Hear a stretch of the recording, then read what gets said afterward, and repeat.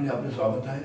सुरेंद्रजी गौतम शिक्षक संघटनाचे जिल्हाध्यक्ष आलेले आहे, हे आपल्या समोर केलेले कार्य सांगणार। नमस्कार।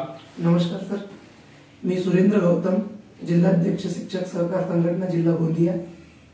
तर शिक्षक सहकार संघटनेच्या माध्यमातून आम्ही ज्या शिक्षकांच्या ऑफलाईन बदल्या होत्या त्यांना राज्यस्तरावर ऑनलाईन करण्यासाठी आदरणीय अडबले साहेब असतील किंवा आमच्या शिक्षक सहकार संघटनेचे राज्याध्यक्ष संतोष पिट्टलवाड सर, तसेच विभागीय अध्यक्ष रवींद्र अंबुले सर यांच्यासोबत प्रशासनाकडे आमची मागणी असते की शिक्षकांच्या बदल्या ह्या ऑनलाईन व्हाव्यात।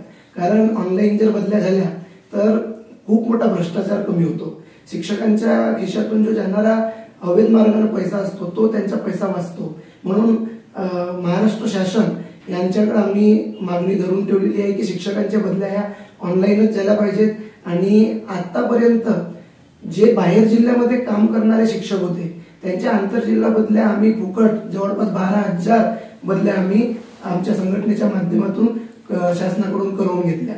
त्याचप्रमाणे जे 2005 नंतर लागलेले आमचे बांधव आहेत, शिक्षक बांधव आणि इतर कर्मचारी, त्यांना जुनी पेन्शन योजना लागावी यासाठी आम्ही आंदोलने यांच्या माध्यमातून शासनाला मागणी करत आहोत की त्यांना सुद्धा जी 1982 ची जी जुनी पेन्शन योजना होती ती जुनी पेन्शन योजना आमच्या सर्व शिक्षकांना 2005 लागल्याच्या नंतर लागलेल्या शिक्षकांना जुनी पेन्शन योजना लागू व्हावी, जेणेकरून त्यांच्या कुटुंबाला संरक्षण मिळावं आणि त्यांच्या 58 वर्षाच्या वयानंतर त्यांना संरक्षण मिळावं यासाठी जुनी पेन्शन योजनेची मागणी आम्ही धरून ठेवलेली आहे।